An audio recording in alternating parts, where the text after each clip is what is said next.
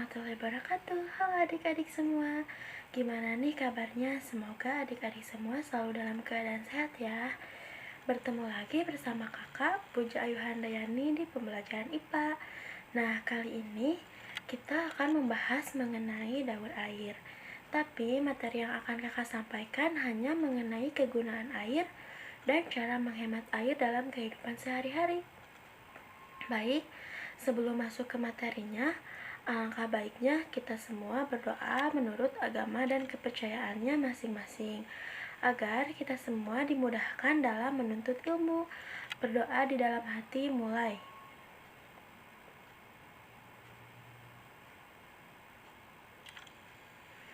Berdoa selesai. Nah, materi pertama yang akan kita bahas yaitu mengenai kegunaan air dalam kehidupan sehari-hari. Adik-adik ada yang tahu ternyata air merupakan senyawa netral yang keberadaannya sangat dibutuhkan oleh semua jenis makhluk hidup yang ada di muka bumi ini. Dan semua makhluk di muka bumi ini sangat tergantung terhadap air, yang mana bisa dijadikan sebagai zat pelarut yang berperan aktif dalam metabolisme tubuh. Nah, selanjutnya, ada yang tahu tidak apa saja kegunaan air dalam kehidupan sehari-hari? Benar, ada lagi yang tahu? Tidak tahu? Baik, jika tidak tahu, akan kakak tambahkan ya apa saja kegunaan air dalam kehidupan sehari-hari.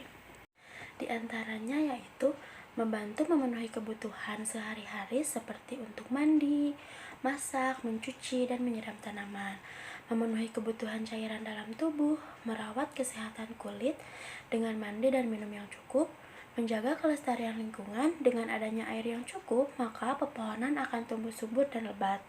Selanjutnya untuk keperluan umum seperti hiasan kota, rekreasi, dan sebagainya. Untuk keperluan industri misalnya untuk pabrik dan bangunan pembangkit listrik tenaga air.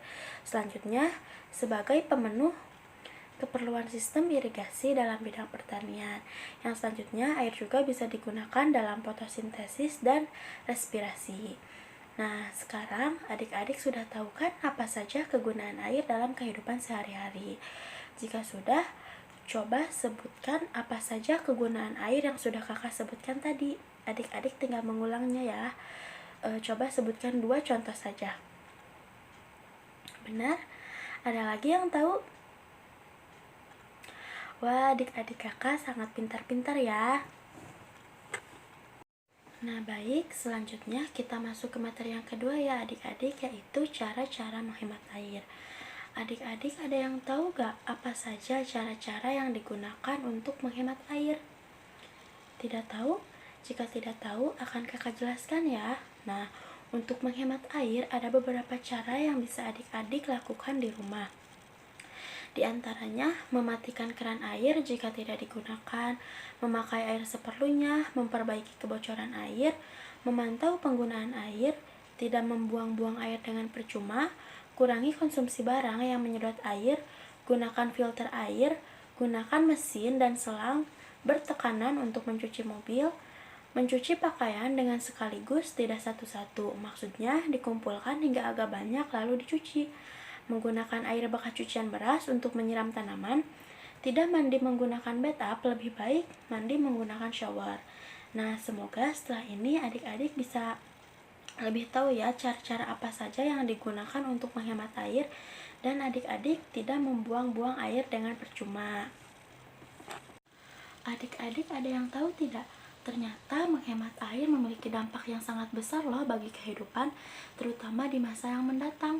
Di antaranya yaitu mencegah terjadinya kekeringan, meminimalisir pengeluaran biaya untuk air, menjaga keseimbangan ekosistem, agar ketersediaan air bersih tercukupi, dan agar air tidak terbuang secara percuma.